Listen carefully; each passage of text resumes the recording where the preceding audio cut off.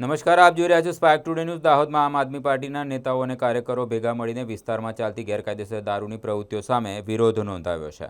સ્થાનિક પોલીસને અપીલ કરી હતી કે દાહોદમાં ચાલતા દારૂના અડ્ડાઓ સામે તુરંત કડક કાર્યવાહી કરવામાં આવે।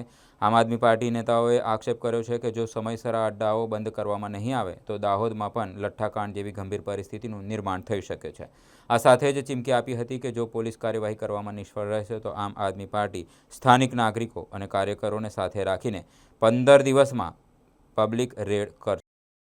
પત્રકાર મિત્રો, આજની આ પ્રેસ વાર્તાની અંદર આપ બધાનું સ્વાગત છે। આજની આ પ્રેસ વાર્તા રાખવાનું મુખ્ય કારણ છે ભાવનગરની અંદર જે લઠ્ઠાકાંડ થયો, વિદેશી ડુપ્લિકેટ દારૂ જે પકડાયો અને જે મોત થયા એના માટે છે। ગુજરાતની અંદર અને દાહોદની અંદર પણ પહેલાં એવું કહેવાતું હતું કે દારૂ ક્યાં વેચાય છે, પણ ખરેખર એ પ્રશ્ન હવે નથી। હવે પ્રશ્ન એ છે કે દારૂ હવે ક્યાં વેચાતો નથી। ગામે ગામ, શહેરની ગલીએ ગલીએ દારૂ વેચાય છે।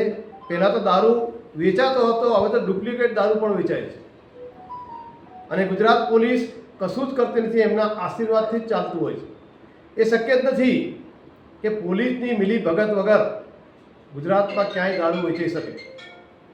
દાહોદની પણ વાત કરીએ તો દાહોદ જિલ્લામાં પણ દરેક ગામ અને દાહોદ સિટીમાં પણ દરેક જગ્યાએ દારૂ વેચાય છે। આ અમારી ખુલ્લી વાત છે, કોઈ વાત નથી અને પોલીસને ખબર જ છે કે તે ક્યાં દારૂ વેચાય છે, ક્યાં ડુપ્લિકેટ દારૂ બને છે। ભાવનગરની આજુબાજુ કોઈ રાજ્યની સરહદ નથી, તો ભાવનગર સુધી દારૂ પહોંચ્યો કેવી રીતે, એ પણ એક પ્રશ્ન છે। દારૂના દૂષણને કારણે કેટલાય પરિવારો બરબાદ થઈ ચૂક્યા છે અને આ ડુપ્લિકેટ દારૂને કારણે લોકોના જીવ રહી રહ્યા છે, પણ પોલીસ અને ગુજરાત સરકારને હર્ષ સંઘવીને કોઈ પડેલ નથી। એમને આમ આદમીની કોઈ ચિંતા નથી। ગુજરાત પોલીસ અત્યારે એક જ કામમાં લાગી ગઈ છે કે આમ આદમી પાર્ટીના કાર્યકર્તાઓને ટાર્ગેટ કરો, એમને પરેશાન કરો, એમને રોકો, પરંતુ એમની જે ભૂમિકા હોવી જોઈએ કે દારૂ રોકવા માટેની, એ ભૂમિકા બિલકુલ નેગેટિવ છે અને ગુજરાતમાં ખુલ્લેઆમ દારૂ વેચાઈ રહ્યો છે, પોલીસના આશીર્વાદથી વેચાઈ રહ્યો છે। એટલે એમાં કરવું જોઈએ અને એના માટે અમારે આ જે પ્રેસપીસી છે। સાથે સાથે હું એ પણ કહેવા માંગીશ કે 15 દિવસનો એક સમય અમે દાહોદ માટે આપીએ છીએ કે 15 દિવસની અંદર દાહોદમાં જેટલા પણ દારૂના અડ્ડાઓ ચાલતા હોય દાહોદ પોલીસે બંધ કરાવવો જોઈએ અને 15 દિવસમાં જો ઠેકાવો બંધ નહીં કરાવે તો 16મા દિવસથી આમ આદમી પાર્ટી જનતાને સાથે લઈ અને જનતા રેડ કરશે અને એનું જે પણ પરિણામ આવશે એ દાહોદ પોલીસ અને ગુજરાતની સરકારની જવાબદારી લેશે। હું અમારો ભાનુપ્રસાદ પરમાર, આમ આદમી પાર્ટી દાહોદ લોકસભા ઇન્ચાર્જ। સૌપ્રથમ તો આપ સૌ મીડિયાને મારા જોહાર। છેલ્લા 3-4 દિવસથી ભાવનગરની અંદર જે લઠ્ઠાકાંડ થયો છે એ ખરેખર ગુજરાતની એક શર્મનાક ઘટના છે। એની પાછળ આપણે વિચાર કરીએ કે આખા ગુજરાતની અંદર આ દારૂ કેવી રીતે આવતો હશે અને કેવી રીતે બનતો હશે। આખા ગુજરાતની અંદર બહારથી આવતા દારૂ કરતાં હવે ગુજરાતની અંદર મેન્યુફેક્ચરિંગ થવાનું ઘણું વધી ગયું છે। એમાં જે કેમિકલના જે તસ્કરો કહેવાય છે એ પણ બોગસ રીતે, ખોટી રીતે નકલી દારૂ બનાવતા થઈ ગયા છે અને એના પછી તમને હું જે એક વાત કહેવા માગું તો આજથી જે 1 વર્ષ પહેલાં દાહોદ એ મધ્યપ્રદેશ અને રાજસ્થાનની બોર્ડર પર આવેલું, ગુજરાતની હદવારે આવેલું એક શહેર છે, જેમાં પહેલાં એટલે 1 વર્ષ પહેલાંની વાત કરીએ તો રાજદીપસિંહ ઝાલા જે અહીંયા એસપી તરીકે હતા એ વખતનો જો રેકોર્ડ જોવા જઈએ તો રાજસ્થાન અને મધ્યપ્રદેશની બોર્ડર પર આવેલા જે ઠેકાઓ છે, જે દારૂના ઠેકાઓ છે, જે એની અંદર હરાજીનો ભાવ જે છે એ 50 કરોડથી વધુ નોંધાતો હતો, પણ એ વખતેનો જે ભાવ છે કદાચ 0 લેવલ સુધી પહોંચી ગયો હતો। એનો મતલબ કે રાજદીપસિંહ ઝાલાએ એસપી તરીકે દારૂબંધી માટેના તમામ કામો કર્યા હતા અને ત્યાર પછીના જે 1 વર્ષના ગાળાની અંદર હવે જે નવા એસપી આવ્યા છે એ દરમિયાન જો રેકોર્ડ જોવા જઈએ તો હું એમ કહેવા માગું જે બોર્ડર પરના જે અંગ્રેજી શરાબના જે ઠેકાઓ છે એ હાલની તારીખમાં હવે ફરી પાછા જેમ આગળ ધમધમતા હતા એમ ફરી પાછા ધમધમવા માંડી ગયા છે।